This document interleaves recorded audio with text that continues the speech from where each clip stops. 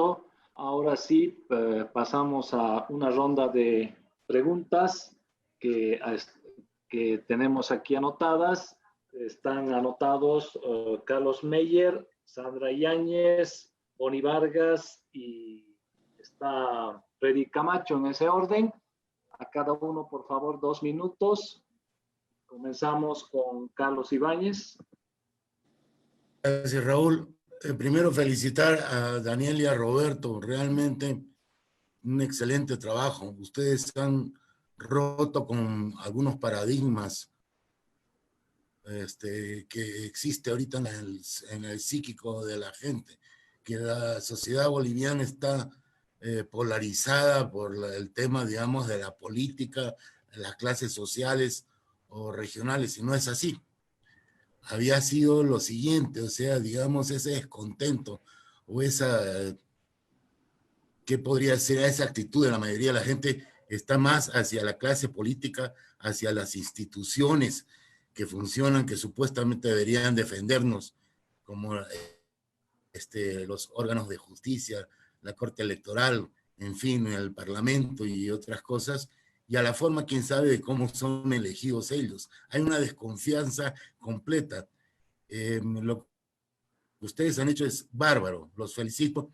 Y mi pregunta es lo siguiente, ¿no creen que con este trabajo le faltaría ya apuntar y señalar exactamente dónde está el problema? Yo creo que ahí es donde tenemos que sacudir tanto a los políticos, a las instituciones que nos representan o supuestamente nos deberían defender, y a la forma como son elegidos o son contratados, sin ninguna meritocracia, sino politocracia. Muchas gracias y nuevamente felicidades. Es un excelente trabajo. Gracias, Carlos. Ahora la doctora Yáñez, por favor.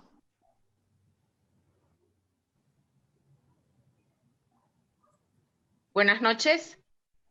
Buenas noches, gracias por participar.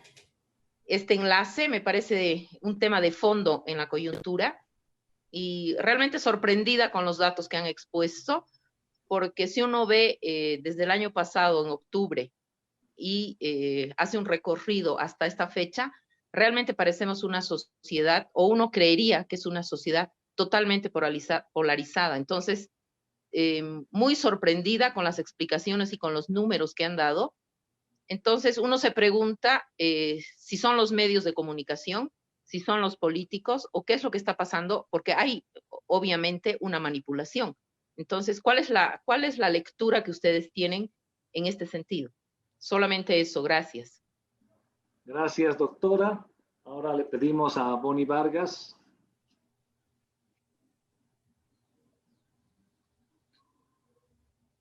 ¿Está Boni Vargas? Ok, ahora sí.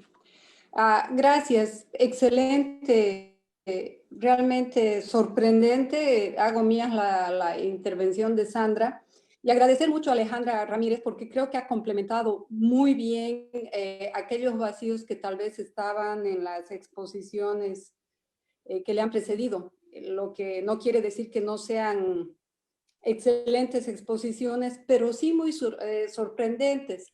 Y esto me lleva a pensar un poco en de dónde parte la violencia, porque estamos llegando al tema de la polarización a través de los indicadores de quién ejerce mayor o menor violencia y aquellos fenómenos sociológicos que se están dando, como es el linchamiento y otras. Pero es la violencia y la tolerancia, la aceptación de la violencia. No sé si hace 30 años era tolerable los linchamientos como ahora se toleran, la violencia de género, y estamos viendo que hay una violencia encubierta al género masculino también, porque cuando uno va viendo casos en la justicia de indefensión que hay, también a la violencia de género, no solamente hacia el género femenino, pero sí también al masculino, la criminalización, pero la tolerancia de algo interesante que vemos quienes estamos en la protección animal, por ejemplo, quienes maltratan a los animales, yendo a los animales domésticos, por lo general es maltratador de la familia, es maltratador de los hijos, hay violencia intrafamiliar, pero la tolerancia. Entonces pregunto si se está midiendo o hay una forma de medir también como fenómeno la tolerancia a la violencia, que cada vez es mayor y más tolerada. Gracias. Gracias, Moni. Ahora a Freddy. Freddy, tu pregunta, por favor. Muchas gracias. Buenas noches.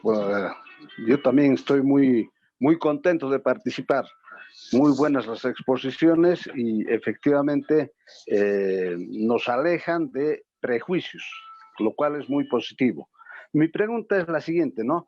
Hay toda una generación intelectual formada en las universidades en la teoría de la lucha de clases y el marxismo, ¿no? Entonces, las mismas categorías que se utilizan en los estudios, las variables que se utilizan como izquierda, derecha o como calificar clase alta, clase...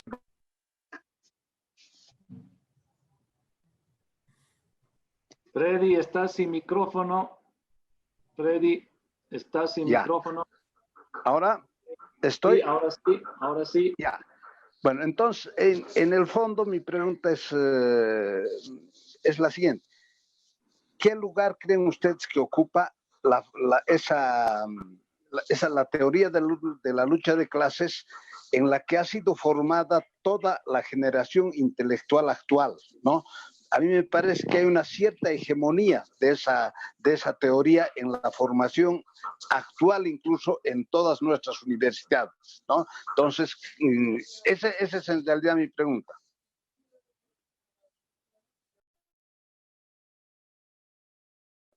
Gracias.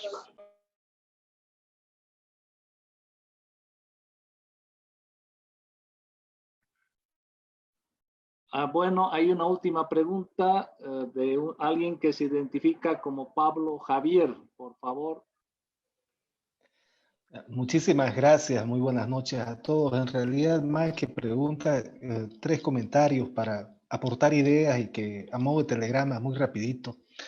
Lo primero es que hay algo que hay que tomar en cuenta, son los resultados también de las elecciones de este año, ¿no? Entre la votación por el MAS, la votación por Comunidad Ciudadana y la votación por Luis Fernando Camacho, suman 98% del total, 97.94%, ¿no?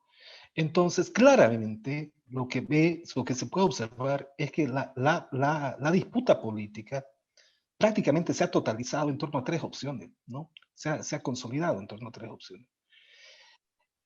Un elemento importante a tomar en cuenta es que Comunidad Ciudadana como agrupación política, como partido, ¿no?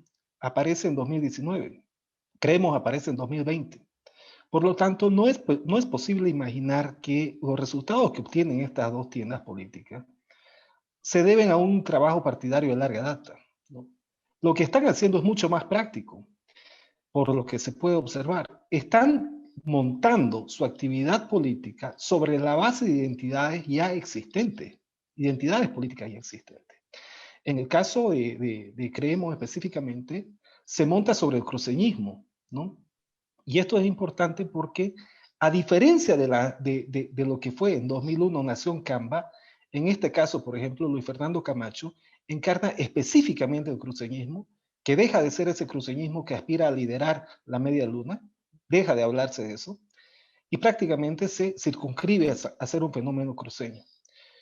Un resultado de esto es que Comunidad Ciudadana, en los 2 departamentos donde gana, es Tarija y Beni, ¿no? Porque la irradiación del discurso cruceñista no abarca a esos departamentos como tal. Y quien va a tomar la posta ahí va a ser justamente esta construcción identitaria también que viene desde la élite paceña, ¿no? Que disputan también a la otra construcción identitaria de larga data, que es la construcción indígena popular, ¿no? Y aquí, algo que comentó Alejandra, también es importante tener en cuenta la dinámica de las identidades, ¿no? A cada afirmación identitaria potente le va a corresponder una respuesta equipotente de la otra identidad, ¿no? Es decir, por ejemplo, cuando sienten acá en Santa Cruz que el gobierno transitorio está siendo agredido, sale el presidente, que lo sienten como propio, sale el presidente del Comité Pro Santa Cruz a decir, son bestias humanas, ¿no? Quienes están haciendo esto y aquello. Y esto va a tener también va a generar una importante, una importante respuesta de también cohesión en quienes se sienten agredidos por estas palabras.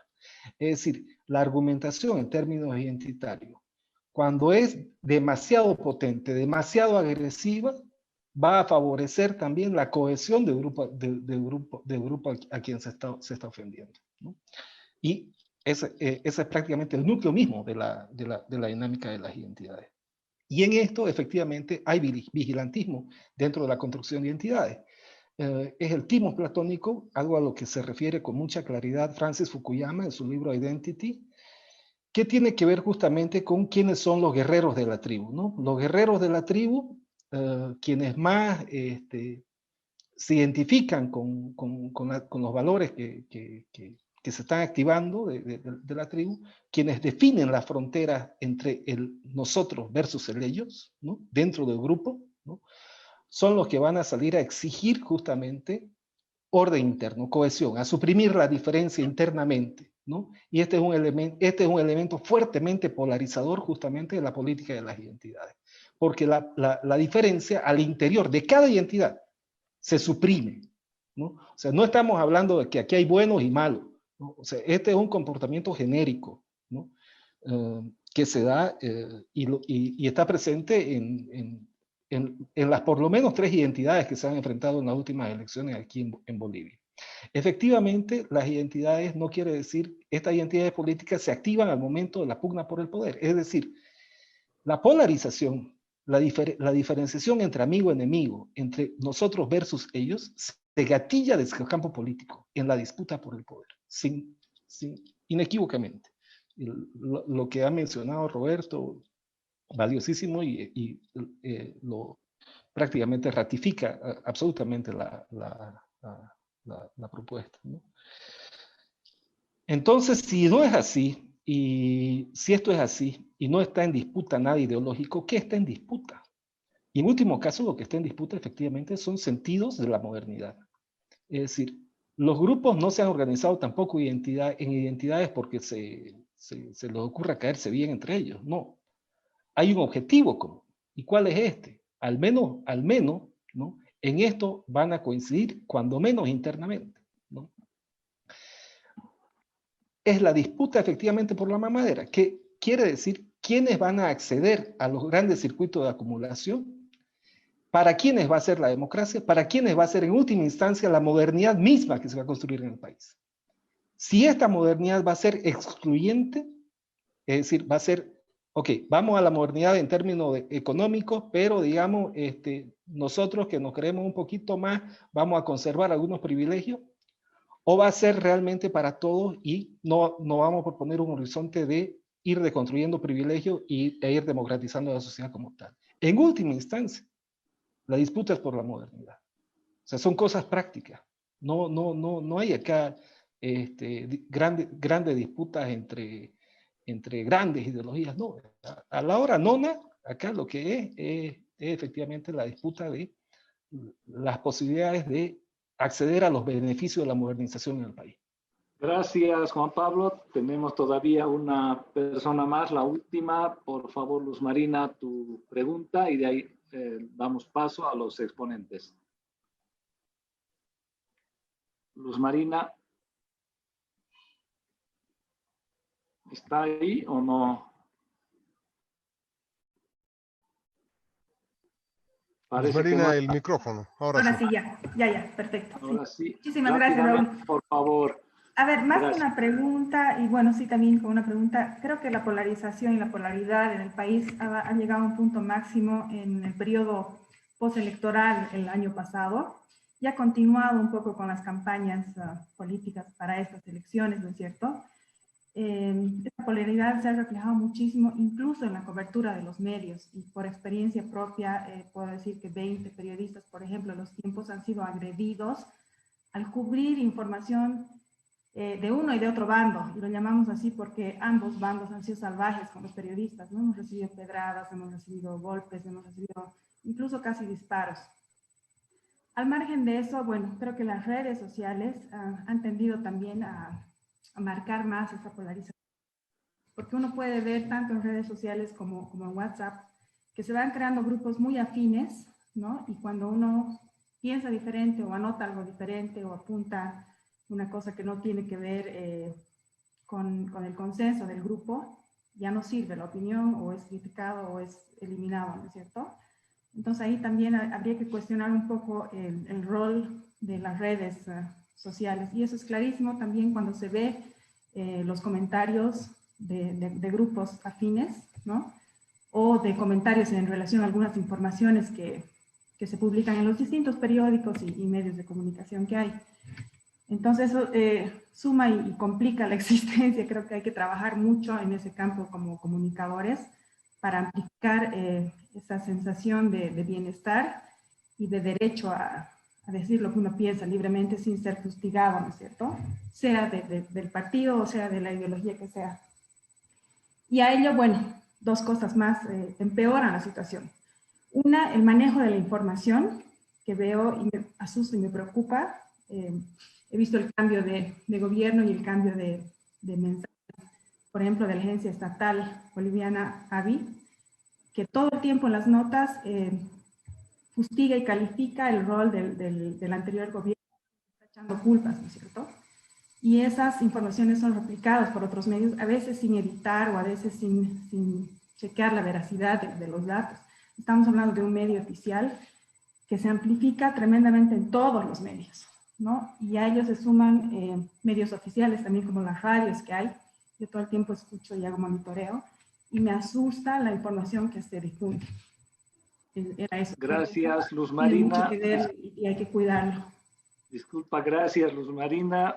Muy interesante, pero ahora tenemos que entrar ya a la ronda de dúplica y réplica que tienen los expositores. Podemos comenzar con Alejandra, por favor. Alejandra. Porque yo, ya, a ver, tres reacciones rapiditas. El tema de redes sociales yo creo que es fundamental. Sí, hasta yo me he salido de redes porque ya no quiero ver, y tal vez sería interesante incorporar, no sé, Roberto y Daniel podrían hacer, además de telefónico, presencial, encuesta por redes, y tal vez ahí sí salte mayores niveles de polarización, porque se junta con fake news, se junta con un montón de emociones que tal vez cuando te preguntan te sientes más frío que cuando estás en redes, la gente lanza más en redes, ¿no? Y sí, sería interesante comparar si hay mayor polarización en redes o no. Segunda pregunta, yo creo que la pregunta que lanzó, creo que Bonnie, tolerancia frente a la violencia, la pregunta básica, ¿no? Desde la perspectiva en la que estoy trabajando. Es decir, ¿hay una mayor tolerancia a la violencia? Yo creo que sí. Yo creo que en los últimos años hay cada vez más tolerancia hacia la violencia. Por esto que yo decía, el otro es cada vez más desechable, y no es el otro enemigo, el otro polarizado, el que está al frente, sino todos los otros que nos rodean y que no están de acuerdo con lo que estamos planteando. Yo pienso ahorita en estos bloqueos de los padres de familia, que los otros son todo el resto de la sociedad, ¿no? Es decir, hay un interés concreto que quieren defender, pueden tener razón o no, no nos vamos a meter a juzgar sus motivos, pero los otros son el resto. Y justamente, nuevamente me pregunto si ahí hay polarización. Y la última pregunta, bueno, ahí vamos a entrar en conflictos porque hemos tenido esa discusión con Daniel y Roberto. El tema de la clase social, sí, yo creo que durante muchos años ha habido una lectura muy marxista de la sociedad en términos de clases sociales, en San Simón y en general entre los bolivianos, pero justamente hace 2 años creo que ha sido, ¿no, Daniel y Roberto, que hemos empezado a discutir el concepto de clase media, y mi postura tiene que ver con una lectura sociológica que está empezando a pesar mucho en los análisis de sociedades, que es justamente empezar a desechar este concepto de clase, porque justamente si quién es clase media, quién es clase alta, claro, eso despierta mucho debate, sobre todo porque seguimos teniendo ese pensamiento bien marxista de identificar, es más fácil identificar, y además la gente creo que para la gente es mucho más fácil, como decir, es parte de nuestro imaginario instituyente el concepto de clase, entonces es más fácil ubicarse. Pero yo, francamente, como izquierda y derecha, y bueno, eso tuvimos esa discusión hace tiempo, creo que este concepto de clase hay que empezar a fuertemente cuestionarlo porque en muchos casos no dice nada, ¿no? Es decir, hay que repensar. Yo rápidamente eso, porque como les digo, el trabajo es de Daniel y de Roberto, entonces quiero escuchar también qué dice. Gracias, Alejandra. Muy bien. Daniel, por favor. Daniel. Sí, gracias por los comentarios, las preguntas, de lo más interesantes.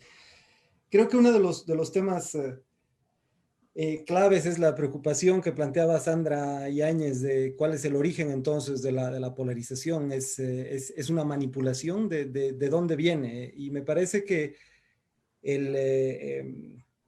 la pregunta, comentario tanto de Pablo Javier Deza como de Luz Marina Canelas ayudan a explicar precisamente cómo se da este proceso desde las élites de inducción a la polarización, aprovechando identidades para fines políticos, ¿no? No es propiamente una manipulación, podemos decir que es parte del juego legítimo de la política, que consiste en activar las diferencias con los otros partidos y motivar al electorado, ¿no? Por supuesto, hay momentos en que esto rompe los límites de la responsabilidad y los actores políticos populistas son pues polarizadores por naturaleza, ¿no? Es algo que sucede precisamente como resultado de ese estilo de hacer política. Pero creo que el ejemplo de Santa Cruz con Creemos y el ejemplo que pone Luz Marina con las agencias oficiales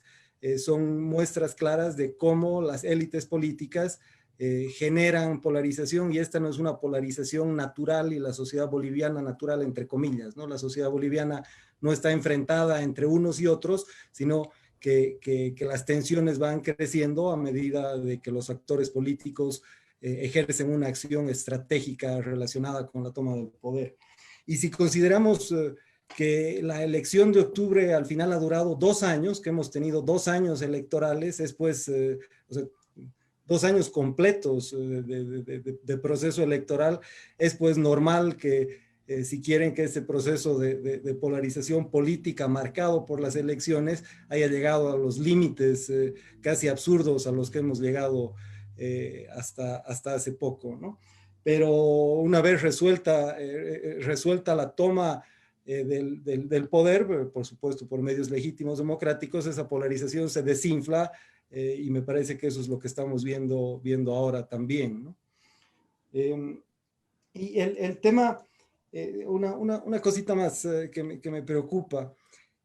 No sé yo qué tan buena noticia es que no exista polarización y que lo que haya a cambio es una sociedad de consensos. A mí me preocupan los dos extremos por igual, ¿no? Tanto la existencia de una sociedad terriblemente polarizada y conflictiva como la existencia de una sociedad conformista, conservadora, en la cual no hay capacidad de hacer crítica y que se mantiene estanca, que sería la idea esta de la sociedad de consensos. Y yo me temo que la sociedad boliviana, aunque eso habría que discutirlo con la idea de la fragmentación que tiene la Alejandra, yo me temo que la sociedad boliviana se parece más a esta sociedad conformista, conservadora y poco dispuesta al cambio que una sociedad muy dinámica en el otro sentido, ¿no? Y me quedo ahí. Gracias, Daniel. A Roberto, por favor. Gracias. Voy a compartir un dato también de pantalla. No sé si ya le están pudiendo ver. Sí. Esta es una información que cruza la autopercepción de clase de la gente. ¿A qué clase considera usted que pertenece? Familia baja, media y alta, con una clasificación por recursos ya objetiva, digamos, si tiene auto, no tiene auto, cuáles son los materiales de su vivienda, si es propia, no es propia, etcétera, ¿no? Y los datos son sumamente interesantes, ¿no? Fíjense ustedes, los porcentajes son horizontales, de manera que el 20% más rico, ¿no es cierto? Hay casi un 9% de gente de ese 20% más rico que se considera de clase baja, ¿no? Y casi muy pocos se consideran de clase alta. En general, la clase alta, como dije al principio, tiene mala prensa, mala propaganda y nadie quiere estar en la clase alta. Pero fíjense, la última fila de abajo del 20% más pobre, ¿no? En el 20% más pobre, la mitad se considera de clase baja, 44.6% se considera de clase media y el 2.2% se considera de clase alta.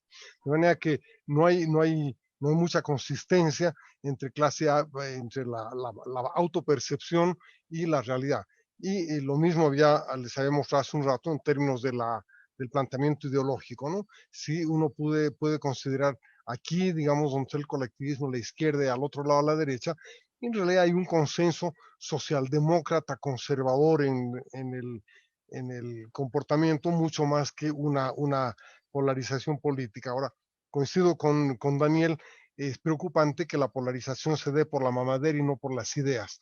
Sería mucho más fecundo, mucho más interesante que hubiera un debate de ideas y los dos contendientes principales tuvieran posiciones realmente ideológicas distintas, proyectos de país distintos, etcétera. No es así y eso quizás nos lleva también a una disputa instrumental que no nos hace progresar, no nos hace ir muy lejos, ¿no? Quisiera, un poco para terminar el ensayo, alguien preguntaba si ese termómetro de polarización podría aplicarse para otro momento y otro lugar. Aquí he usado 3 de las variables que están en las encuestas, en los datos de la POP, y he aplicado, he construido el valor de la polarización de acuerdo al termómetro elaborado, y claro, nos muestra desde el 98 hasta el 2019 una tendencia relativamente creciente de polarización, como está marcada por esta línea gruesa que está en el medio, pero los elementos que polarizan son distintos, ¿no? La confianza personal, por ejemplo, un elemento de polarización muy alto en la primera etapa, y ahora aparece con mucha más fuerza la confianza o no en el gobierno. Pero hay un indicador que lo mencionaba también Bonnie Vargas y lo ha mencionado Alejandra, que tiene que ver con la tolerancia o la aceptación de la violencia. Y ahí hemos puesto algunas preguntas, tanto en la encuesta como en el termómetro, ¿no es cierto?, que tiene que ver con cuán aceptable es que la gente salga a bloquear, que es una forma de secuestro de la sociedad, ¿no? O sea, yo bloqueo, perjudico a A para que me escuche B, porque B no me hace caso de otra manera, entonces tengo que secuestrar a los inocentes, ¿no? Como hacen los de Caracara en este momento en Cochabamba, ¿no es cierto? O sea, nos dejan ahogándonos en basura porque quieren que el alcalde los escuche a ellos. ¿Qué tenemos que ver nosotros con nuestra basura? Nada, somos los inocentes secuestrados por una acción colectiva que se reproduce continuamente. Y hay otra variable que creo que vale la pena considerar también, que es la aceptación de que la gente castiga al delincuente por mano propia, la aceptación de la violencia o simplemente agarrar a latigazos al ladrón que encuentran en la calle, o simplemente la amenaza, ¿no? Cuidado ladrones, en este barrio linchamos, como hay muchos avisos que aparecen en algunos barrios, ¿no? Creo que eso también hay que incorporar en el termómetro, creo que eso hay que medirlo, porque nos muestra justamente esta preocupante aceptación de la violencia, que es una contraparte del deterioro institucional, ¿no? El debilitamiento de las instituciones, que es justamente lo que da cabida al surgimiento de estos actos de violencia. Por eso aparecía también en el análisis la confianza en las elecciones como elemento para resolver la disputa. Si la gente no confía en las elecciones y vamos elección tras elección, pues este proceso de polarización en algún momento puede desembocar en una disputa callejera con enormes grados de violencia, que es lo que uno quisiera evitar. Gracias, Roberto. Gracias, Daniel. Gracias, Alejandra.